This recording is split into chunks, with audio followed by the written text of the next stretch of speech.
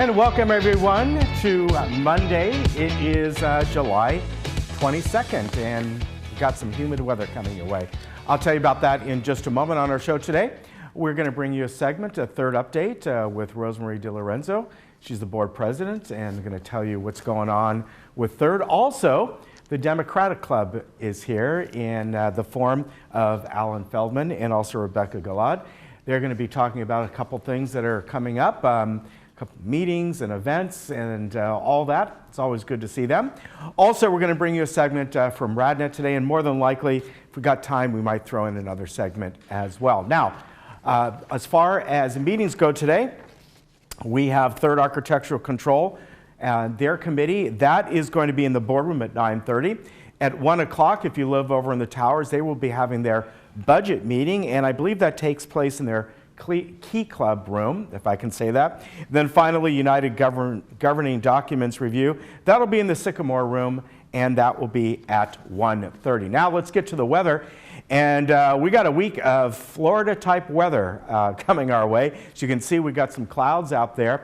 And the reason for this is that big high-pressure system that was way over in the east, they got that horrendous heat, has moved over. Excuse me, and it's moved over, sits over sort of the Four Corners area. And as it spins, highs spin clockwise. So as it spins, it brings up the moisture from the Gulf region and also from Baja California and swings it into our area. Totally normal for this time of the year. And so we're going to have really every day. I'm not getting lazy putting the same thing. That's really what it is. Warm and humid with scattered clouds. It'll vary each day. The warmest day right now is supposed to be on Wednesday. And then when we get to Saturday and Sunday next week, that should go away. Now Friday, that one's a little more iffy. That one we may turn out to see the humidity is gone by then. But right now, it's in there every single day. And you can see we got some pretty warm weather coming our way. Again, end of July and into August, this happens quite often. Now looking around the area today, what is also normal is inland thunderstorms, and there's already been a little scattered rain in Riverside County in certain areas. So throughout this week, you could certainly see thunderstorms in the Riverside area, the Inland Empire, also the deserts, including Palm Springs. They got a little rain this morning. And also the mountains, Arrowhead, Big Bear, Wrightwood, all those areas. You'll start to see those big thunderheads forming out that way. So keep that in mind if you're going there. But look at the temperatures, and everything is up. The beaches are going to average about 80 degrees today. Palm Springs, 109. They're going to be hovering around 110 pretty much all week. And look at Lake Arrowhead, 85. Big Bear, by the way, I believe is going to have a high of 80 today. So if you like the Florida kind of weather, I don't mind it now and then you're going to love this this week anyway. All right, we'll be back in just a moment.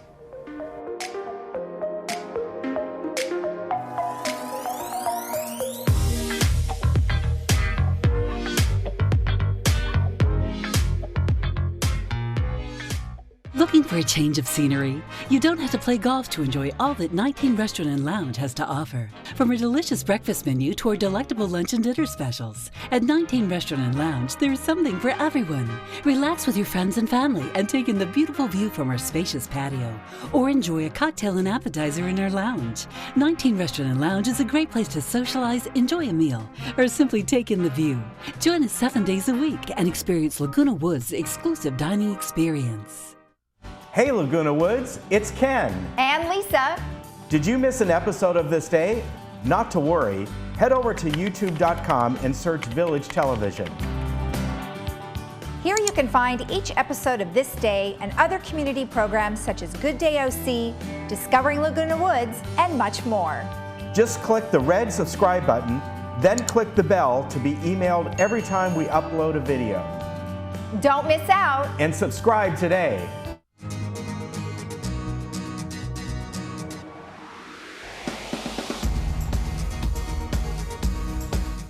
Welcome back, and with me today from the third board is the board president, Rosemary DiLorenzo, and thank you very much. Hi, how are you? I'm doing great. How about you? Good. Good. Yeah, you have a lot of stuff coming up this time of year. Yes, we do. It is, well, we're working on our year-end review. Yes.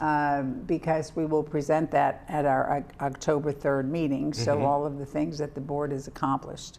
And, unfortunately, we never accomplish as much as we want to accomplish, but the things are all on the road to being accomplished. I think one of the biggest things that we have voted on and decided on is that we're going to complete the cul-de-sac project, which was numbering all the cul-de-sacs. And that has gotten such a tremendous favorable response from the community, and because everybody said we don't know where we are and blah blah blah blah blah. So we voted. I think we needed $23,000 more, which we had to finish it, and we said let's just finish that this year, so that'll be done. Will that, just out of curiosity, at night, will those be lit signs or lights on them or something? Yeah, they're positioned so that you see them, your headlights. Okay. And they're really good. I mean, they're good. The one thing that we have to always be sure of is that, the one on my corner, their plants grow in front of them right away, so I always have to report it. Yeah. But we're excited about doing that, and that, of course, leads into the fact that on Friday, we had a meeting regarding our street lighting project. Yes, yeah. And for the people who don't know, Third purchased the street light poles from SCE because we were getting really such poor service from SCE because if a street light would go out, it could be out for 6 months and they would never get around to replacing it. And the thing is in this community, lighting is that it's not as well done as it could have been when it was constructed. So by acquiring the poles, first of all, we did a return on investment, which was very favorable. First of all, we don't have to pay SCE rent every month, rent for poles that aren't working, which is really an insult. But it also gives us the opportunity to change the lighting fixtures on it. So that's what we went over on our meeting on Friday. We're working on our second pilot to put in different lights with different lumens. I mean, now I'm not a lighting expert, so you could ask me what that is, and I would say check with staff. But we did have a really good meeting with staff, with our board, and with the company who's doing the work. So we're going to be announcing very soon another pilot. We just have to be sure, this was our decision today, that the lighting fixture that's recommended and that we like, though we haven't seen it in the pilot, that is affordable. That we don't want to suddenly it makes sense here, don't want to do a pilot and say, oh, by the way, the pilot that we did is really nice, but we can't afford that because we don't have, because we had already budgeted this money last year. And if I'm right, there's over like 700 in total once it's all gets done. But we're not doing the same fixtures on all of them. So we asked staff if they could please look at everything, and if we use this new one that we liked at this, whatever, and plus the ones that could stay the same, just put the whole thing together and get back to us by Tuesday to make sure that this is what we had put in our budget or pretty close to it. Right. And then we can go ahead and do the pilot.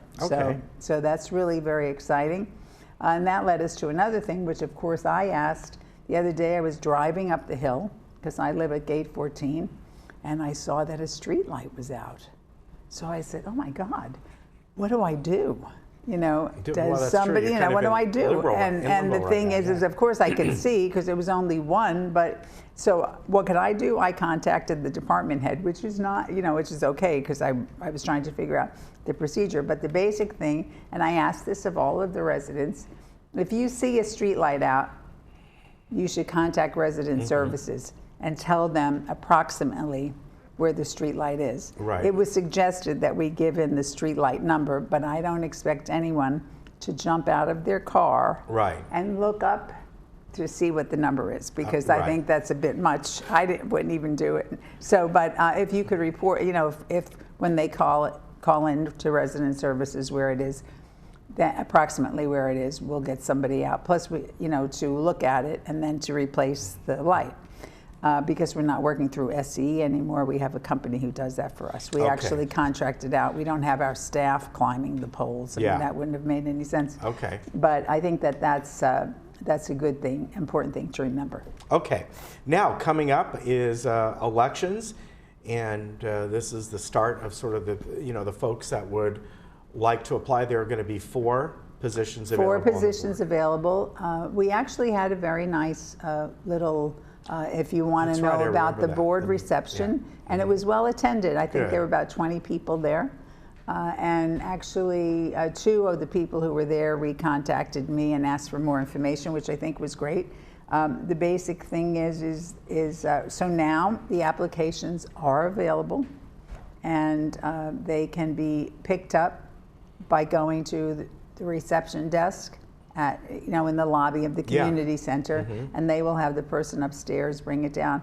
The biggest thing is that if anybody picks up an application and has any questions on it, like how do I fill this out, or what does that mean, or gee, this doesn't make sense, or whatever, they are free to, there's a number on there as to who to contact, or they can contact any one of the board members, because if we're not running for the board, we are here to help people to apply to run for the board, because there's no favoritism there. All we're trying to do is help build a group, enough of a group so that people can vote for the one who they think is best. But then, of course, our staff will work with all of the candidates because we do film them here. They, I'm trying to remember how we did it last year. I do not interview them because that could be, you know, you could have bias sneak in there or not or whatever.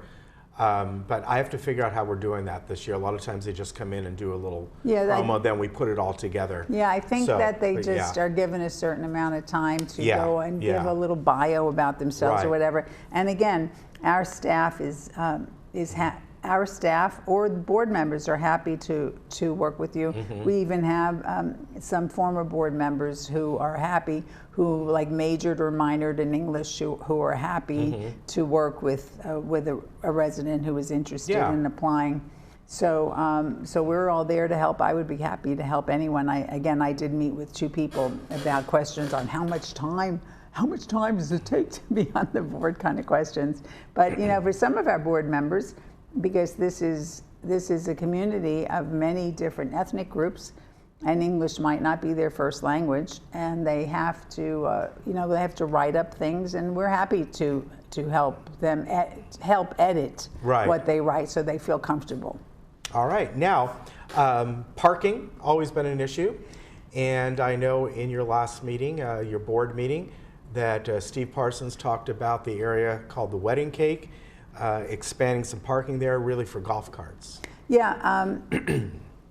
Parking has always been a big issue in 3rd, and last year we went through and worked with the fire department in removing unnecessary red line. And that was really good. We had a few people who were not happy with it because of backing up their cars and parking, et cetera. But overall, we added a tremendous amount of parking spaces. And we don't get big groups coming in anymore who are saying, you have to build a parking structure or whatever.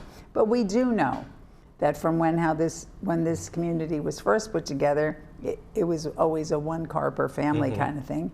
And now it's 2 cars and a golf cart probably. So one of the things that we're really looking at is trying to add golf cart parking, because a lot of people park their golf carts in the car parking space. And then, so it just gets to be really crowded. So we're not putting in golf cart parking that is going to have charging stations, because we don't want to go that far. The basic thing that we're saying is we're putting in some golf cart, we're going to be putting in additional parking. Some of it might be from golf carts, but you're going to have to, when you pull your car out, if you want to charge your golf cart, put it into your parking space where there's electricity, because we don't want to go over the top. What we're just trying to do is accommodate the fact that more people have the things to park. I saw an electric bike the other day. I didn't even know they had electric bikes. Well, I have to tell you, we were just up in Alaska and we rented some. And now my wife, we have regular bikes at home. She's like, oh, heck no. Let's get the electric one. So, yes, they're fun. I saw one the other day when I was in, I won't mention the store, but it begins with a C. And I saw one and I said, what's an electric They're bike? pretty What cool. part of it is electric? They're pricey, but yeah, I think this one was over they're $1,000. Nice. Yeah, Oh yeah. They're right. nice though. I got to tell you, you get on one once, you'll never go back to a regular. Oh one, wow! I'll just tell you. I mean, when we were, excuse me, I don't want to pretend that I'm older, but we were lucky if we had they had speed bikes. Yes, you know, that's that right. was like woo, yeah, big exciting thing. So okay, so we're excited about that, and we did have money in the budget for the parking. So we're going to work on it, and then we're going to continue with this in the future. To try All right. Now, kind of going along with that, speeding. You know, always a concern in this community. You know, we have to have at least one or possibly two of our board members attend this hearings for traffic violations. Mm-hmm. And we have seen an increase in speeding. Yeah. And all we do is we ask, you know, sometimes when I'm out crossing the street, you know, somebody's speeding by and you almost want to do a citizen's arrest, but they're already down on the corner. But the thing is it's very easy to speed, especially because the speed is lower in the village. Yeah, it is, yeah. And off of the top of my head, I don't know what the speeds are in different areas, but if anybody, we should all watch our speed. And if we need any information on what the speed should be in any different areas, we should contact resident services, contact the traffic department, or I can remind our communications department to remind the people what the speeds are. Okay. But I know you'll see, we just had our gates are being finished because I live at gate 14, so it's just about completed. So the speeds have been different because it's all been crazy up there. But it's very easy to go over to 20 miles an hour. It's like in a flash. Right. Never mind 15 or 10. So we just have to be really careful. Sometimes I don't cut through the community. I used to cut through the community because I'm worried that I might get a ticket. Yeah. And I don't want to get a ticket. So finally, coming up, of course, is budget season, and coming up on August 8th, you will have the televised meeting of the presentation of the 2020 budget. I believe it's at 1 p.m. in the boardroom. But information will be out to verify it, but I believe that's what time it is.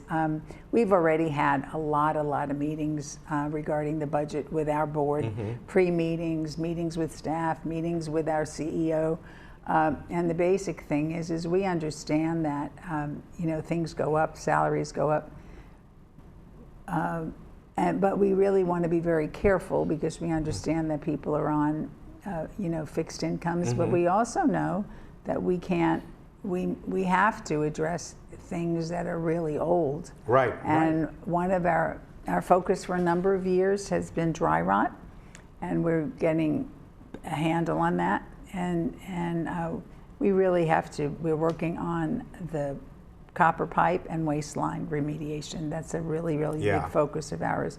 Though we are also trying to move forward, and we just we signed a contract to have the slopes done because we're not having staff doing it. We're contracting it out, and which was a better move financially for us, and also for our employees who had a difficult time with the hills. So we're trying to do a combination of things that are important for the resale value, important for the value for living there. So we really always have to do a mix of things that are right, and we always open it up for resident comments. Every time I drive into the board meeting, I look at the parking lot and I go, are there going to be a lot of people here who are going to be unhappy about something today? And it hasn't been that hasn't been the case.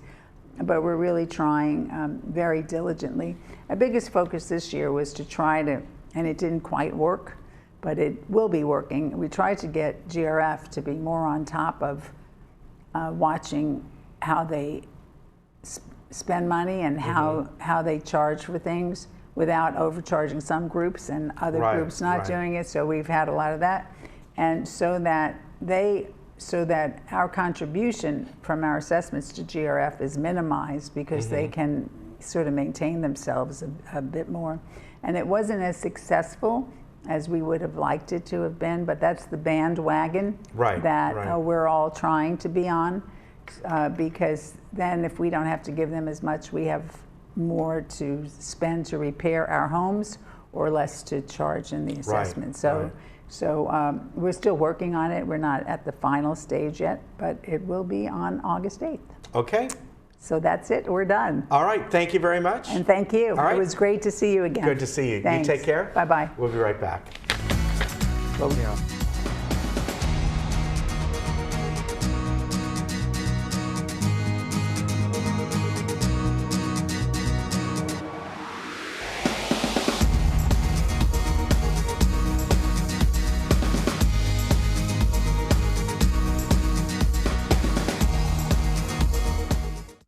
Welcome back.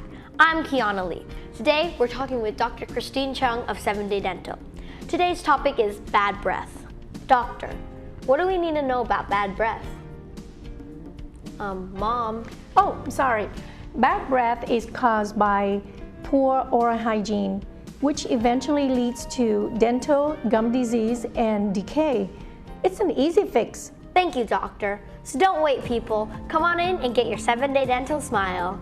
If you asked me what I wanted to be when I was a child, I would have told you a princess or an astronaut, maybe even a chef. But things change. I may not have become a princess, but I found someone who treated me like one. I may not have become an astronaut, but I still got to see the world. I may not have become a chef, but you would never leave my house hungry. The Emeritus Institute has kept my love of learning alive. Every day is a new adventure, and the Emeritus classes have made it possible to keep living out my dreams. Sign up today and begin your life's next adventure.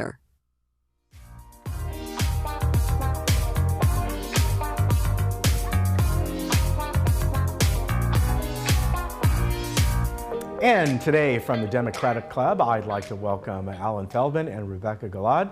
And I know you folks probably have seen Alan many times on our show. And have you been on before? Well, this welcome. is my first time. It's Thank great to you. have you here today. Thank you. And you too. Oh, thank you. It's great to have you here. It's always good to be with you. So we're going to talk about a few things, but you're going to be having an annual fundraiser coming up, and I know you wanted to tell us about that. Right. This is this is our big event of the year. It's August 3rd, but it is our big event of the year, and it's a fundraiser, but we use it for other purposes also. It's basically an opportunity for people to meet each other in a more social, less formal setting than we normally have. An opportunity for people to speak with your friends, and have a meal catered by Yolanda, and just be in a room. There's a comfort if you're in a group of 200 or so people, all will say like-minded. Not everybody thinks alike, but like-minded. There's a comfort in that. It lets people know they're not isolated and so forth. So I think it serves that purpose also. Right. And because it is our biggest event of the year, we always really strive to have a high-profile speaker. And I think we hit the jackpot this year. We really did. Our speaker is going to be if you're a Democrat living in Laguna Woods, or a Democrat living any place in this 45th congressional district, then at the moment, the brightest star in our constellation is Katie Porter, our member of Congress. And she's a freshman member of Congress. In just a couple of months, she's become a TV and an internet star. People might have seen her. The sharp questioning of people, the congressional hearings, questioning administration officials, finding out that they don't know the most elemental terms of the industries they're supposed to be regulating, calling them out about that, and speaking with the president of Wells Fargo Bank and the president of Equifax, the large credit reporting agency that had been hacked, and asking them, why are your answers here to us in Congress so much different than the legal filings you're sending to the courts to answer the claims against you? You're saying one thing here and one thing there. And regardless of what you think of her policy prescriptions, I think she's doing what people at least claim they want their elected officials to do, and that is to hold people accountable. We see these people all the time, government officials, business officials, being asked questions, and they're ducking and diving and slipping and sliding. They start their answer to the question 50 miles away from the answer, and then they end up, instead of moving towards it, they end up 100 miles away. But nothing new about that, right? How long has that been going on? Yeah. But the thing about, we know we have the right speaker here, Katie Porter, because the original idea is for Rebecca and myself to come on the show, and get people who haven't sent in their reservations yet. Say, oh, this sounds good. We're going to do it. We're going to send in our reservation. We can, people who may not have thought of going. Oh, it sounds good. We're going to go. But as soon as we announced Katie Porter as our speaker, the whole event sold out. We've not only sell out, we have a waiting list now too. Yeah. So if you haven't put your reservation in, you can't go. So I'm just trying to get people interested in next year's here. Okay. Now I want to make sure that people understand this fundraiser is for your Democratic It's for the Club, Laguna Woods, right? It's the Laguna Woods local. Democratic Okay. Club. It's our That's always fundraiser. good. People know it doesn't go to somewhere else. else. It's our fundraiser. Wherever. And Rebecca is the person best to speak. Even though it's sold out, there are ways people can still contribute if they want to participate. And Rebecca can speak to that. She's really, that's really her ballywick. Well, first of all, I would like to say that this also gives us an opportunity to create relationships with the outside, around the community of Laguna Woods relationships, because in order to get what we sell in our silent auction, we go and meet the people that own the businesses, the people that serve in those businesses, and we create those ongoing relationships. They get to know us. They get to know through us what Laguna Woods is, and this is how we keep going back to them. It's a mutual relationship. This year, for example, two people donated excellent gifts. One of them is Lakers tickets. Ah, yes. That's and nice. That's a big one. one. Yes, and another one is a flag that today is still on top of the Capitol in Washington, D.C. Yeah, that's really cool. Yes, it is. Yeah. And it's being brought to us by Katie Porter. She's going to be giving it to the person that bids the highest. That's great. So people ask, what do you do with that money? What we do with that money is give back to the community. Mm-hmm. In forms, for example, the South County outreach that needs all the time to feed people. Good program. Yes, good program. We help them. We help local candidates, and of the 100% of the money that comes in, 100% goes out to help others. Right. So we're very That's proud good of to that. know. Yes. Good. And also, go ahead. I wanted to say, because Rebecca won't say, she won't blow her own horn, so I'm going to maybe embarrass her by blowing Rebecca's horn here. She talks about these things as if they just kind of happen. Make a phone call, it happens, but that's not the case. And we had our regular monthly meeting a week ago, and Rebecca gave a 4-minute talk, and I know it was 4 minutes because I'm the official timer, so I tell people when they got to go. She gave a 4-minute talk. She gave a 4-minute talk about the fundraising and the silent auction that we're going to have. And so she told us that we have to dig into our own pockets, either purchasing things or buying things when we get there. We have to go out of our comfort zone. If you're going out to dinner this weekend, go up to the restaurant manager and say, would you contribute a gift certificate, a gift card to our auction? Telling us, so 4 minutes, she tells us we have to do things we don't want to do. We have to dig into our own pockets. And within that 4 minutes, she had a crowd of over 100 people chanting, applauding, most important of all, laughing. She was so effective that she talked about those Lakers tickets. That's our speaker, our guest speaker, who hadn't spoken yet. She was so impressed by what Rebecca said that she announced, well, I'm a Lakers season ticket holder, and I want to donate 2 Laker tickets to this. So, she is such dynamic at what she does. It's really, we're really very, very lucky to have her. She keeps us going. Now, we want to mention that coming up on August 28th, this is not a meeting for your club, no, am I right? We have a not. poster of this up, a flyer, I should say. Right. So tell us about this. Right. This is an event that's actually sponsored by the Democratic Party of Orange County. Okay, got it. And they're calling it All Hands on Deck. Okay. And the date of our primary election has been changed. It's been changed from June to March, which means 3 months earlier, which means everything is gearing up, everything is getting ready to go earlier than normal. Yeah. And that's basically what this is about. It's about 2 things, really. But it's basically what this is about. It's people, a lot of people, they have a vague notion they want to help a campaign, they want to work on an election, and they don't know how to do it, they don't know where to start, they don't know what to do it. This is an attempt of the Democratic Party to get all these, hoping for a big crowd, get people together, give them what opportunities there are, where they can, how they can volunteer for a specific campaign or just help the party. We are going to have a lot of our local elected officials there. Going to have food there. We're hoping to have a presidential candidate or two show up too. There's certainly enough to go around on the Democratic side. Yes, we should be able to waylay. We should be able to waylay one or two. And it's also, we're calling it, it's also a breakthrough celebration. And the breakthrough that we are celebrating is that by this time there will be more registered Democrats in Orange County than any other political party. Okay. I mean, I'm a new timer here. Been here about 4 years, and when I moved here, that was not even on the radar. Right, and so I can imagine people who live here 20 years, people who've lived here their whole lives. This is something that's totally unexpected. Right. So let me ask you on this one, where it's on.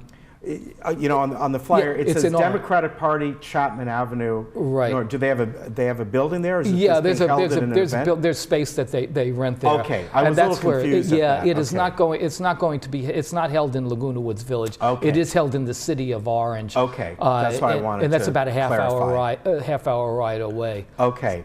And we're just about out of time, but I know you wanted to say something as well. I do. I want to. We lost a very valued member of our Democratic Club and a member of the board, Third Mutual Board. Recently, Jack Conway passed away. And as I said, he was a member of the board also. And we want to express personally and also for the club our sympathy and condolences to Bob Gaither, Jack's longtime partner, and all the other members of Jack's family. Jack was really a great guy, found the humor in everything, no matter what was going on. Jack found a way to laugh about it. He truly was a person with a twinkle in his eye, he not only will he be missed personally, but he did a lot of good work in the community in a short time, and that's going to be missed too. And we want Bob and all of Jack's family to know that we miss him, and we're thinking about him, and we're also thinking about them.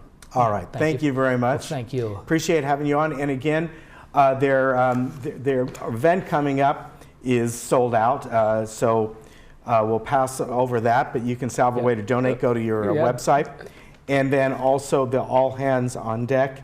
That will be August 28th. That's up in the city of Orange. That's in the city of Orange. Thank you very much, Ken. Right. It's always a pleasure to be here with you. Nice to meet you. Thank you very much. Same Take care of yourself. We'll be back. Okay, thank you.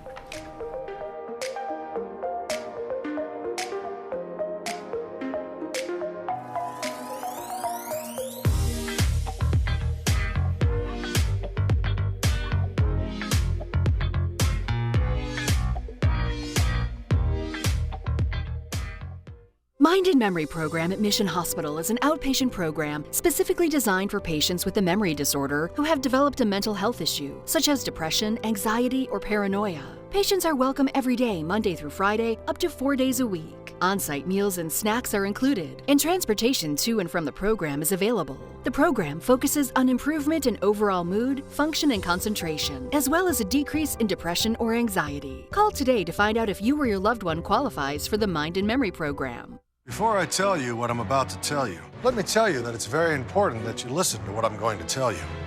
Looking good, Albert. The people have spoken. They want a man of action. Real gold? They want a leader who will stare boredom in the face and say, not on my watch. Insert me, Rob Riggle, the new mayor of Funner, California. It's not a word, it's a place. Funner!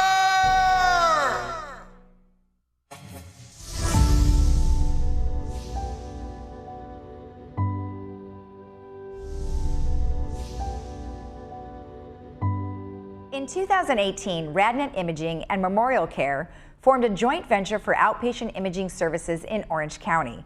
This joint venture comprises of over 30 outpatient radiology centers. The new name for the joint venture is Wave Imaging. Most recently, they added Orange County Diagnostics, or OCD, Laguna Woods, to their family of centers. The new name for the Laguna Woods location right down the street is now called Wave Imaging Laguna Woods. Today I have Dr. Gary Levine, Medical Director of Memorial Care Breast Centers. Thank you for joining us. Thanks for having me. So let's talk a little bit about the collaboration that is between RadNet, Orange County Diagnostics, and Memorial Care. Right, this partnership has been very beneficial. It's really allowed the formation of 30 plus imaging centers throughout Southern California and really improves access for patients. They now have a lot of choices in terms of convenient options to obtain imaging. Now, they used to go to BreastLink as well as Orange County Diagnostics. So now how does that change? Right. In terms of specifically breast imaging, there now is Memorial Care Breast Center at Saddleback, which the former BreastLink and Orange County Diagnostic Imaging have folded into. So now all breast imaging will be done at the Memorial Care Breast Center at Saddleback. Okay, all right, great. And then, so now where they're going for the mammograms and breast ultrasounds is at that one location? Correct, on the Health Center Drive on the Saddleback Medical Center campus. Okay, great.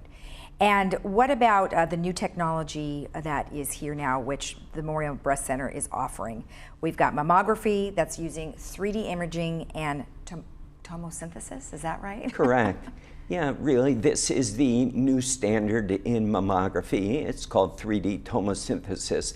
Our radiologists were involved in the development and the research and testing behind tomosynthesis, and it really is the new generation of mammography. Okay. The technology involves multiple projection images of the breast from varying angles. Those projection images are compounded into a three-dimensional representation of the breast. So now the radiologist can look through the breast at 1 millimeter intervals to find a breast cancer that otherwise might be hidden within dense breast tissue. Okay, and has that been around a while? We did the original research back in 2009, 2010, but it's now starting to be available at breast centers throughout the country. We, again, are leaders in that field. Okay, and what if somebody has a breast implant? How does that change? So implant imaging isn't affected by tomosynthesis, so we can now see around the implant, make sure that we identify all of the breast tissue, and we're able to search through that breast tissue to potentially find an abnormality that otherwise would be obscured. Is that something that's just automatically done now, that kind of technology? We use 3D tomosynthesis more and more. It's most beneficial for women with dense breasts. Okay. Women with fatty breasts can still have the traditional 2D mammogram, and it's highly sensitive and effective. Okay, great. And then how important is it for women to have yearly mammograms? So the idea behind mammographic screening is to be able to detect breast cancer early, before it's palpable and would be found by the patient or her physician on clinical exam. And the research has shown that if we can find breast cancer early when it's non-palpable, it's an extremely curable disease, usually with limited surgery. Right, and there's been some discussion about age, like when do you start? Because I know that that has been varying over the years. So it used to be that we recommended a baseline mammogram at age 35 and annual mammography after age 40. Now the baseline study has really been moved to 40. Some patients may elect not to start screening until they're 50, but we do recommend starting at age 40 and having annual mammography afterwards. It's an important statistic that 25% of the breast cancer we diagnose are in women under the age of 50. So it makes no sense to us to wait to begin screening till after age 50. Is there any particular age of when you stop having mammograms? So really it has to do with the patient's physical status. Okay. And if they have a likelihood of living an additional 5 to 7 years, we recommend that they continue mammographic screening. If they have other medical problems, which makes their life expectancy short, then it really makes no sense to screen any longer. Is there anything else that you'd like to add to tell our viewers?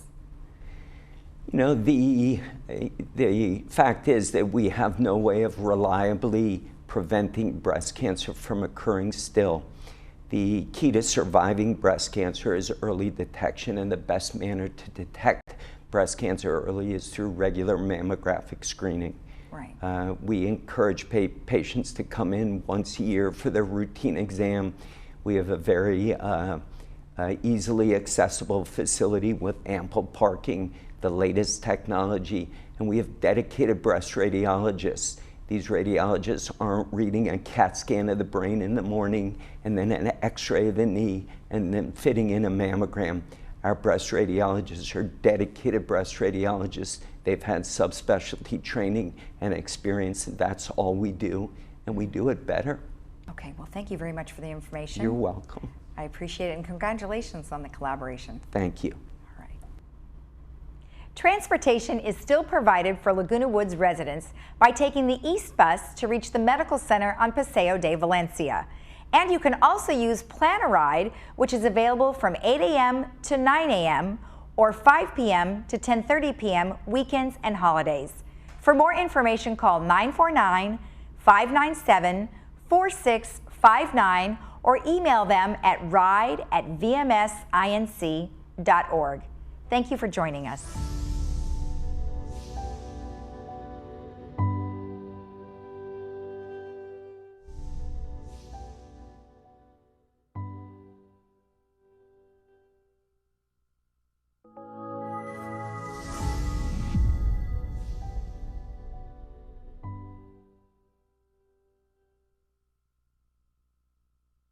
I started Sterling Financial under the premise that there was a need for integrity in this industry as well as quality service. There's such volatility in the stock market. One day it could be up 100 points, the next day it could be down 500 points.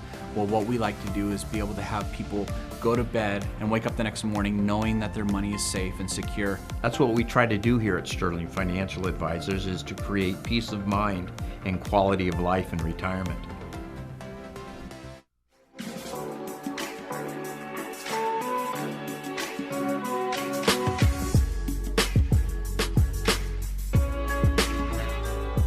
Well, I'd like to welcome a newest member to our social service department, Dustin Arbuckle. And Dustin comes to us via Saddleback Medical Center with Memorial Care. Welcome. Thank you for having me. It is a pleasure to have you here today, and welcome to the community. Yeah, it's good to be here. Yeah, and we had mentioned before, we were talking a little bit, this is something that was done years ago, so it's not unusual that you have kind of a partnership with Memorial Care. Exactly. Yeah, very nice. So what's your background? Well, it's kind of a little bit eclectic. Kind of growing up, I was very concerned with my place in the world, which sort of brought me to Azusa Pacific University. Oh, okay. Yep, and while I was there, I got an opportunity to do some leadership positions serving the homeless in the Tenderloin district of San Francisco. And as I was in that process, I found that, I wanted to do social work. The problem was I didn't know what social work was at the time. Now, I have to ask, how did you get up to there with Azusa Pacific? Which is down here, right? Exactly. Yeah. So the leadership position, part of the training was to serve the homeless in that Tenderloin district. And so we were out there, we were kind of meeting the homeless, talking with them as equals and praying with them as well. Okay. Yeah, because so you went up there to live for a while? Just for about 8 days. So it was this training to be what they called an alpha leader. And so we led an incoming group of freshmen through this beginnings course and helped them integrate into the campus. And so this led to social work? Sort of, yes. So I figured, I grew up in a religious household, and what does somebody who's religious do that wants to help people? So it brought me to pursuing seminary. So I went to Vanderbilt Divinity School, and from there it kind of shifted paths a bit. All right. So and how did you wind up with Memorial Care? So so while I was at Vanderbilt, I got to do this therapy internship in conjunction with the school, and doing that internship, connecting with boys in state custody, it brought me to see that I wanted to more comprehensively address the health care of all sorts of populations, because I've done a lot of work with diverse populations, from boys in state custody to at-risk youth to homeless, palliative care, and it was actually my fiance's mother who's a social worker, and she's like, this is where you belong. And so she kind of led me to going to USC, pursuing my MSW, and I worked with the homeless again, worked in palliative care, and found that I loved healthcare and that comprehensive delivery. Wow. So you've moved all over. Now, you said Vanderbilt. Vanderbilt in Nashville? Yes, in Nashville. Wow, okay. Yep. Beautiful college. Unbelievable. Yeah, yes. The architecture, it's just stunning. It's stunning, yeah. It's actually an arboretum, which is, they have thousands of types of trees on campus. Yes. And what's interesting is Vanderbilt never visited that college. He Really? just gave the money. Oh, I didn't know that. Yes, he did. You know, the Vanderbilt family. Yeah. But yeah, you really hopped around. Yeah, I did. And now, when you got to Memorial Care and Saddleback Medical Center, did you get there knowing you were going to be over here? Was that a position hired to come over here, or you moved over here? Yes, I sought that out. So working with so many different populations, I really found that my niche was older adults. Yeah. And you know, they have such a depth to them that I didn't find in other populations. And most people don't know this, but older adults really are the future.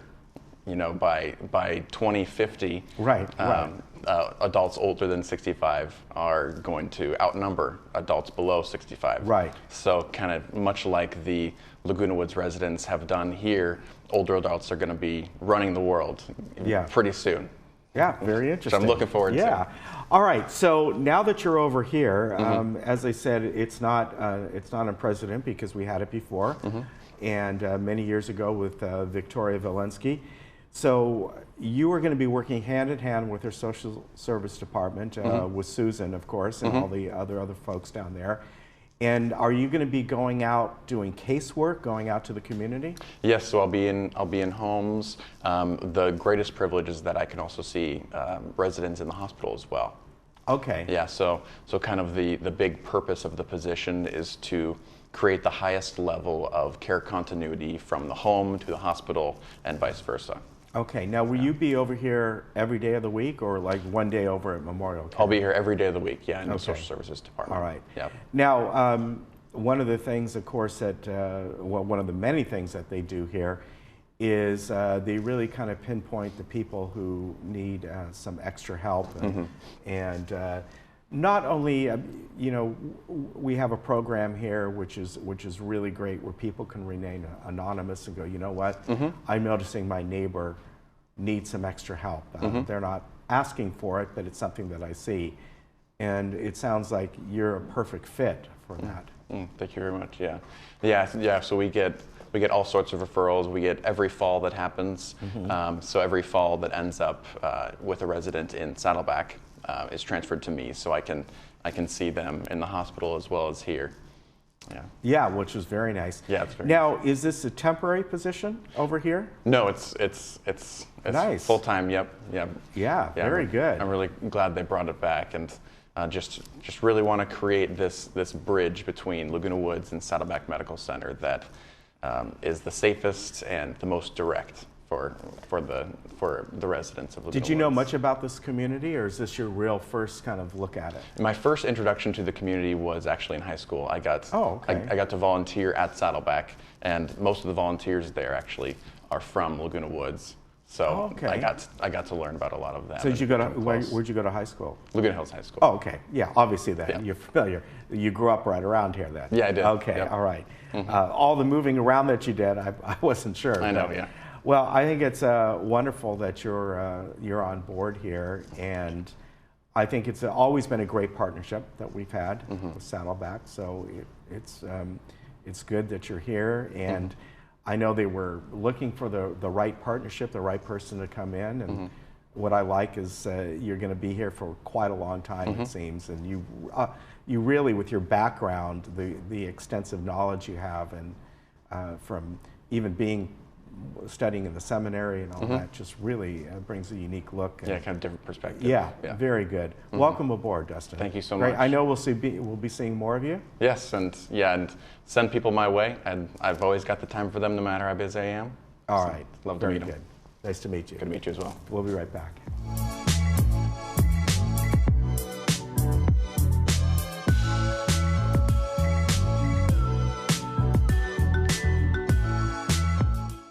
Having great home care is as easy as 1, 2, 3. I'm Lori Renaud with ActiCare Responsive In-Home Care. We can provide the perfect caregiver for you to receive exceptional care in the comfort of your home. Step 1, call to schedule a care consultation. Step 2, meet with a registered nurse in your home. Step 3, start receiving care. Aging doesn't have to be difficult. Call today to get the help you deserve.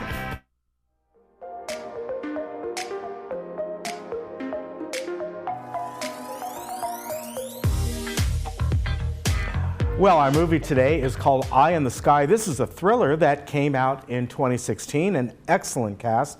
Helen Mirren and Alan Rickman are in this. And it's all about Colonel Catherine Powell, a military officer in command of an operation to capture terrorists in Kenya, and sees her mission escalate when a girl enters the kill zone, triggering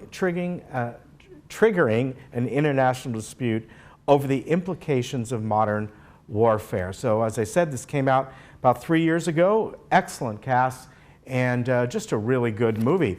Now, another one that I have not seen before, it's called Arctic. And this is also, well, it's billed as a thriller, an adventure drama thriller. Came out earlier this year. And it's about a man who is stranded in the Arctic after his plane crashes and must decide whether to remain in the relative safety of his makeshift camp or to embark on a deadly trek through the unknown. So a very different kind of movie. I think this was, I think this might have been made, it's a Swedish movie or Finland or just judging by the names of the actors. I'm not gonna try and pronounce it. So sorry, all the names. I have a horrible enough time pronouncing easy names, but this should be a really good movie. And at first I thought it was a documentary, but it's not. It is an actual film that's an adventure drama. So that will be on Friday. Looks like a good movie, Arctic. Okay, a couple things I want to tell you about today. Coming up tonight, the Global Harmony Symphony. They will be having a wonderful concert over at the Laguna Hills Community Center. It is free, starts at 7:30, and they have several people involved with this. We had the guests on, couple of them the other day, and a lot of the age ranges from about, I think, 10 years old all the way up to about 80 years old, and the folks that are playing in this symphony. So that should be a lot of fun. It's free, and again, Laguna Hills Community Center right down the road, 7:30 tonight. Plenty of parking there as well. Now the dog park, City of Laguna Woods, the dog park it's opening, folks, and their grand opening is going to be on Saturday, July 27th from 9 a.m. to 11 a.m. You're all invited to go to that. It's going to be a lot of fun. Bring your dogs, of course. That'll be this Saturday, July 27th. So that should be a lot of fun as well. Now, I want to tell you something, too, that thank you to the Orange County Breakers tennis team. They have sent over to us ticket vouchers, free for you folks. The voucher is good for 2 tickets to any one Breakers game. It was over the weekend. Oh, it was over the weekend. Okay, I was just told. Sorry about that. I thought it was for the whole season, but that's over with, so I apologize. All right, let me tell you about the weather, and we got some humid weather coming up. Well, I like it. I don't mind it too much. A little Florida-like weather. We could get a little bit of rain. It's a possibility. I kind of doubt it for here, but I will tell you the Inland Empire definitely will get it. They've already got a little already today. So for us, we're going to be in the 80s this entire week. It's going to feel a little sticky out. We'll have some scattered clouds. And so we go from below normal to this is not unusual at all. This is kind of normal. We get this every year, late July and August, and that's due to the high pressure system that sits over the Four Corners area, pulls up moisture from the Gulf of Mexico and also Baja California, brings it into us. I would say the 88 on Wednesday might be a little bit above normal, but getting this at the end of July, the last couple weeks of July and into August, pretty normal. Probably by next weekend, things will clear up as far as the humidity goes. But you can see the temperatures here. They're all up. They're going to be up higher than that in a couple days. And you can see everything's in the 80s in Orange County, hitting 90s inland. And Palm Springs, 109 today. They've gotten a little bit of rain out there. Thunderstorms are also possible, and more than likely in the Inland Empire area, the desert communities, and the mountains. So keep that in mind. I don't know how much rain is going to be involved with it, but you know, if you're traveling to those areas, it's you know, good to keep a watch on that. Tomorrow we're going to have Supervisor Lisa Bartlett on, and she's going to bring in a guest, Michelle Anderson. So it's always good to see Supervisor Bartlett, and we'll talk about all kinds of different things, what's going on in Orange County. And often, if you want, you can sign up for her email that she sends out. I think it's every Friday, so I get that. And that's really, one more thing I want to tell you about. I forgot to put this on my list. Next Saturday, the Farmers Market is coming up. Saturday, July 27th, 9 a.m. to noon, and this is going to be a lot of fun. You ever want to buy some of the produce that these, you know, the gardeners here in the community? I wish I could grow things like that. I don't have that much luck, but they do. They're really good. And you can go over there and get some fresh produce and donate canned goods that will go to the Orange County Food Bank as well. So that is next Saturday, this coming Saturday actually, in Garden Center 1. So take advantage of that.